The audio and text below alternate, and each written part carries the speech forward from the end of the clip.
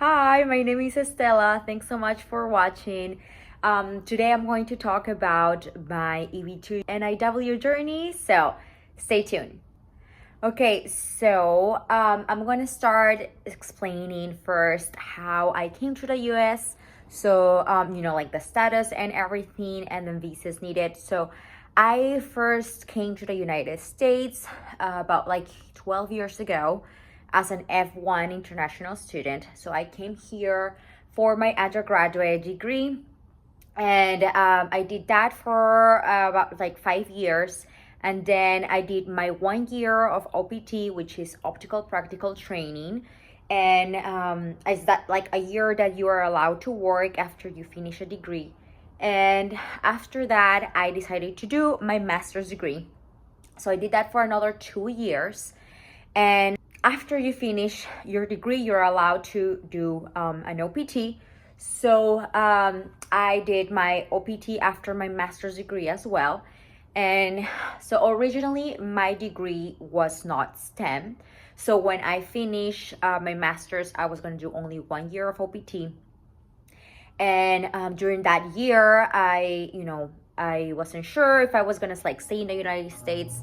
I never felt that going for an H-1B and having a job sponsoring me was a path for me. I know a lot of people choose to do this. A lot of people want to have like a job sponsoring them, and it's just like I never felt that was the path for me, that something that I wanted to do. And then just like looking for a job and going through interviews, and then having to like, basically at the second, third, fourth interview, once they ask like, hey, do you need a sponsorship, and I say no, it's like, a complete waste of time. So I also at the same time in 2015, my sister, my older sister, she's a citizen, so she petitioned me when she became a citizen in 2015. And that was ongoing, right? So civil petitions take a long time. I originally thought that it was going to be 8-9 years, which is what my sister told me. But then when it was around 2022, I believe, is when I finished my master's, and then I started my first year of OPT. That's when I reached out to a lawyer because I wanted to know if there was any possibility for me in 2023, which is last year, to have my green card at the end of the year, which I was very mistaken. I really didn't know the whole timeline that was like needed for a civil petition. So the lawyer told me, explained to me how the visa bulletin worked. And I saw that the civil petition was in 2007. And I was like, hey, does it mean that I need to wait 8 years from 2007 until 2015? Or does the visa bulletin go a lot faster, right, than in real time? And she was like, no, most likely you're gonna have to wait 8 years. I was like, this is crazy. Because like my family had already moved to the United States a couple of years before. So me having to like move out of the country, that meant not being with my family anymore, which I had already done in the first few years that I had been living in the United States.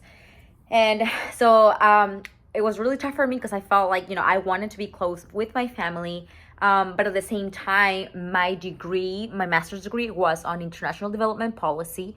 So I felt like I had a lot of options moving to a different country, especially a developing country. So when she told me I had to wait all that time, it was like really difficult for me to process it. I was like, this is the only option I had. What else can I do? Especially the fact to be close to my family. That's when like my sister another sister told me that, hey, have you heard about the EB2? And she shared like a YouTube video with me.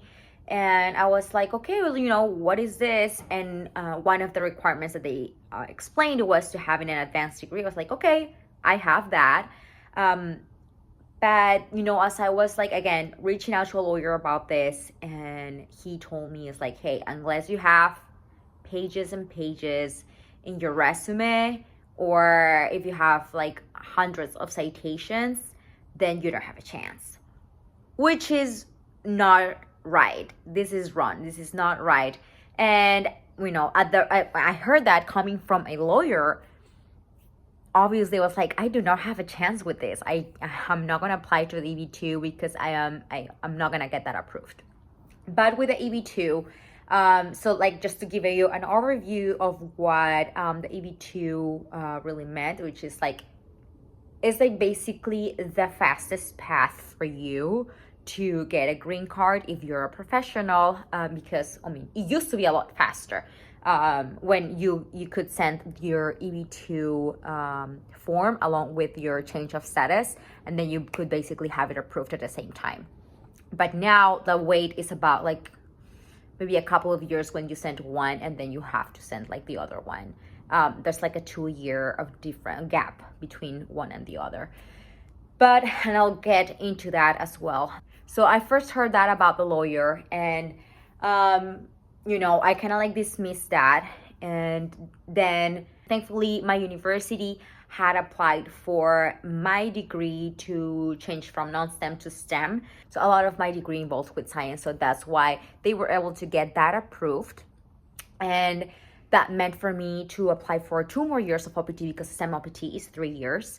So when I was starting my 2nd year, I was just like talking to a friend. It's like, hey, I think at the end of my OPT, I'm gonna have to move to a different country. She was also a friend from my master's, and she told me like, hey, I've heard of like this other girl who had graduated from my same degree years prior, and she had applied to the EB2 and she got it approved. I was like, really? Because part of me also thought that my degree being like more international focused, it was not going to get approved because like what's the national interest there for having economic growth in a different country, right? I felt like it was going to be hard to prove, and probably someone with like an engineering degree or like science specific degree like physics would be more of an interest to the United States. I was wrong there. So once she told me that, I was like, okay, maybe, there's someone who has applied with that. Maybe I have a chance too. So that's when I started really looking into this, which was at the beginning, around like January of 2023. And that's when I really felt like I think this is the path for me. I think this is what I have to do. Even though I felt like people for this, like who would get this approved, would have to be like a really high position in their job or like having worked a lot in their career, because I was not there. Again, I had done 1 year of OPT after my undergraduate, and then I was in my 2nd year of my STEM OPT of my post master's degree. So that was barely like 2.5 years of really professional experience. So I was like, okay, this is gonna be tough. And I also felt like I was just like not there yet. I felt like people who's got like 10 or 20 years of experience can get this approved, but like I didn't feel like that was me, right? But then again, it was like a feeling against logic here, because I was like, I feel like this is what I have to do, even though logically it doesn't make sense, right? So I started looking into it, and I was like, okay, I think I'm gonna go for this. And after that, I started like reaching out to lawyers again about like, hey, like I'm interested about doing like EB2 NIW, and I had like a few emails exchanged and couple interviews, short interviews with a few law firms. And most of them told me that like, hey, I feel like, there's like things that you can definitely use for your for the EB2 NIW case, but I feel like there are a few things that I had in line, like some projects that I was working on last year that was going to be like almost done like a few months after, and then they told me like, hey, why don't you wait at least 6 more months until like you have strong enough case. So like basically I should wait to have a stronger case at the end of this like 6-month period. And again, like these were not really cheap firms, right? We're talking about like the cheapest firm for this would be like around $5,000, and I've come across like $25,000 one, which is like, usually I feel like the people are more familiar with like the 18,000 to the 25,000 firms. So like this is how much they charge, right? This is a very expensive process if you want to go through lawyers. And then also I felt like, oh, I don't know if I'm in the position to do that. I didn't even have that much money. So I guess I just wanted to get information from all over to, to have them, to hear from them if, I had what it took to get this approved. And basically they told me to wait, which is like also a bummer, because I was like, okay, so that means like I don't have chances to get it approved if I apply right now. And then also the clock was ticking because I only had I had maybe about 18 months until my whole STEM OPT expired, and then to actually know what I was going to do after the STEM OPT. Okay, so I got to a point where I was like, okay, if I'm going to wait 6 months, I might as well just start working on this on my own right now. And then after the 6 months pass, the lawyers can like pick it up from where I left off and, just continue from there. So around like March of 2023, I started working on this, and it was honestly very overwhelming. I did not know where to start. So out of luck, I ran into this website all of a sudden because I had like I was doing a lot of research, watching a lot of videos, going everywhere. And I ran into this website where this girl was selling her case, and then kind of like a DIY self-petition booklet for you to work with. So it's like, okay, this is, something that this is something that I can use, and then start like at least, I needed like a sample or something to do to compare it to like, start. And it was, it was like a starting point for me. It's like, okay, I need to have a sample, something to show me like where to start, what to do, where to go from here. And this was really helpful for me. So I started, with this. It was very overwhelming. It was like, I don't know, like 300 pages of just like putting all of the stuff together, because like the packages for this are huge, are super big. So I used that, and then like little by little I was like, I'm just gonna take it a page at a time. And that's what I did. I started working so hard for this. It was about like maybe a couple hours a day, and then I started up it up to like 3, 4, 5 hours a day. And I'm a night owl, so I work best at night. And I was like, working in like the middle of the night until like 2, 3, 4 a.m. And which is like, I could actually concentrate on this, working all of like drafting the recommendation letters, reaching out to people, and then like figuring out like which angles I should use, which arguments I should put, like how should I frame this, right? Because all you want to do is convince USCIS that yes, I am a national interest. I am of national interest. Like I am a professional that you need, and then the work that I do is something of interest for the United States. You should give me a green card because it's in your interest that I work on this for the United States. So obviously you need to, you use all of these strategies, which is like, sometimes it can consume a lot of your energy, right? Thinking about all of these things, and then also thinking about like, how do they think? Is this convincing enough? Is this persuasive? Like, are they gonna every time I was writing something, I felt like USCIS would be like, okay, but what about this, right? So I was like, okay, I'm gonna like get ahead of this and then already talk about it just in case if they think about it. So it was a lot, right?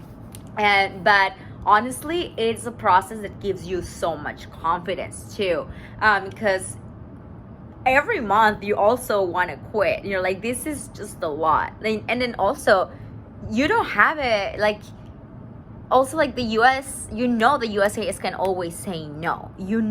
It's not guaranteed that you're gonna have a yes, right? Maybe like people with like hundreds and hundreds of citations or like a bunch of pages in the resume, maybe they can be like super confident about it, right? But I was not there. I was not one of them. So I felt like I had to do a lot, right, to prove that. And obviously also the evidence, oh my gosh, yes, the evidence is 100% something that you need to have. Do not ever say something that you can't back up for this case. Never. Because then you will get an RFE, which is a request for further evidence, and you don't want to be in that spot. You just wanna have every supporting evidence for every argument you have. If you don't have it, don't add it. Just have that in your mind. If you don't have it, don't add it. That's like the evidence. If you don't have the evidence, do not add that argument in your case. And that's kind of what I went off as well. And so after like months of hard work, and they wanted to quit, but I also was like, yeah, I just like, felt like the people that I was reaching out to have like the recommendation letters and then to help me with evidence, they were very willing to help, which is also something that felt like, made me feel like I was in the right path. Like this is something that I can do. And then it's something that I need to try. I just like needed to try. And so after about 6 months, I finished. So in September, I finally finished. And it was very funny to me that I was supposed to wait the 6 months according to what the lawyer suggested. But after the 6 months, I was done. And if I had waited, right, all of that time, they were barely going to start working by the time I had already sent my package to USCIS. So I was like, okay, no, definitely this was the path for me. And I also saved like up to $25,000 that I did not use for lawyers. So yeah, kudos for saving. And okay, so I mean, I can also go through the process on a different video of like everything I did in like, the recommendation letters, and also like how I put like the package together, how it looked like. I can add a picture for that over here. It's crazy. Yeah, I know. It was huge. And then I felt like I added every single piece of evidence. Like I added email screenshots. I added so many screenshots, like conversations, like to prove like, hey, what I'm saying is right. And because they will, I know they will dig, right? I mean, I don't think they don't call to people. But they just in their own investigation, they just make sure like everything you're saying, like, the title of this person or where this person worked, is correct. So, but they won't reach out to people, just so you know. If in case you're like, that's something that the people that you want to ask for recommendation letters want to know about that. So yeah, they don't reach out to people they don't reach out to recommenders or experts for the expert opinion letters. Okay, so after the 6 months, I submitted it, and I did choose the express form, which is it was, I think now it's like $2,600, but I paid $2,500. That was the price before April 2024, and I paid it in September 2023. So that was $2,500, and because I wanted to have an answer to know what to do by mid-2024, it's like, should I move to a different country? Should I look for a job outside of the US, right? So just to give me something to do, so I knew what to do from there, from having that decision, a yes or a no. And then, so I paid for that, which was supposedly going to be only like a 15-day wait in order to have an answer from USCIS. But when I sent the paperwork, they sent me an email, because when you do express, when you choose for the express form, then everything is going to be through email. And then of course you're going to have your letters through the mail as well, but that comes like a few days later. The point of paying for express is that they're going to tell you immediately. You're going to find out immediately of their, when they receive your package. Once they have a resolution, every update you're going to receive that immediately as soon as they have it, as soon as they submit it in their system. So I knew by email when they received the package, which was about, I think it was 6 days after I sent it here. They received it there. I know they got it in the logbox, and then once they actually opened the package. And after that, they told me over emails like, hey, this is gonna be a 15 to 45 day wait. I was like, oh my gosh, no, I thought it was gonna be only 2 weeks. Now I have to wait basically 6 weeks for an answer. That was killing me already. Because I felt like it was a thesis for me. So it was not only like, hey, yes, this is approved or not, you're gonna have a green card or not, but I felt like it was more of like an opinion about me as a professional, for my work as an expert. So that was really tough. It's like, hey, can you tell me, yes, I am valuable, yes, I'm of national interest for this country, please give me an answer, right? It felt like it was more linked to like my confidence, like professionally as well, because that's everything you put in there in the package, right? It's everything about your work. So basically the answer is like yes or no to your work, if you are valuable in your profession. So that's a hard pill to swallow if it's going to be a no. And also that would also be a no to all of the months of work and then hard work and everything I pulled together. It was going to really hurt me if that's going to be a no. But when you do this, you're willing to, this is what you try, this is what you go for, this is going to be a yes or a no, and you are there to basically accept that whatever the decision is. But you need to try. You can't say no, I'm not gonna send this and then deny yourself from maybe the possibility of like going from your dreams and building a future that you want in the United States, if that's really what you want, right? You need to wait until like USCIS has that answer for you. Is it a yes or a no? But from them, do not deny yourself from that possibility. You should have the USCIS make the decision, basically. So okay, so there was like the 15.55 day wait, and it was like killing me. So after I got the wait time, I was like, okay, every day was gonna be awful for me. Basically any day they could give me an answer. And I remember they took 21 days. So 21 days after, I received an email in the morning. I remember it's like, hey, we have a resolution for your case. I was like, oh my gosh. And then it said like your case has been approved. It was like just like crying and crying, because again I was like, yes, it is a yes for me, a yes for my green card, right? Yes for my dreams, a yes for me as a professional, yes for me as a valuable expert in this country, and me as a yes in like national interest for the United States, right? So it's a huge confidence booster, if you ask me. And I yes for all the work that I did for all that time, all that long. And also very happy to like reach out to all the people that helped me, the experts who wrote letters and signed letters for me, and telling them the great news, like, thank you so much for your support, because like, hey, this is making a difference in my life. And they were really excited when I shared those news with them. But after that is also like the wait time, right? So I got this approved in October of 2023, but your priority date is the moment when they received it. So it was September 2023.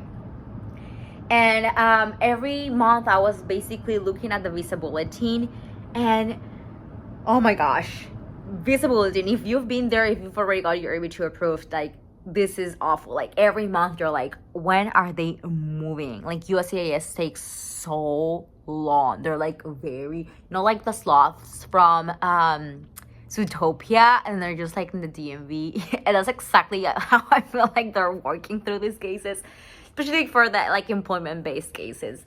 But yes, so they've been taking a long time for this, and right now it's December 2024, and I'm still waiting. It's been more than a year. That's why you should, I feel like it was a really good decision for me to do the express, because then I knew what I was going to do in 2024, like whether I should continue with the status, right, and everything. And I can speak more into what I did during this wait time. Okay, so it's been more than a year, right? And then I am hoping that maybe in the next few months, I'm hoping 3 to 4 months, it actually says like, hey, finally people in September 2023 can submit their change of status form. So I'm hoping that maybe at the end of next year I can upload my update with my green card in my hand, and then like freedom to do whatever you want, which is like what we want, really, freedom to travel wherever we want, to work wherever we want, to do what you want in life, right? And then don't really have this constraints in like salaries in a specific job with like a specific boss with like or with this company, you don't have more constraints. You can just do what you want where you want, which is what you apply this for. So I really want to encourage you to just take a chance on you, and then like, yes, really, I can. If you have been considering about applying to the EB2 NIW, do it. I really encourage you to do it, and I think you can have a chance. I know you have dreams. I know there's a lot of things that you've been considering and thinking about doing, and then maybe you are, in a different country, and you're being like, hey, maybe I want to move to the United States. Maybe there's like a path there for me, and you've been feeling about it, and you didn't know how to do it, but you already have a professional. You already have studies that can back you up.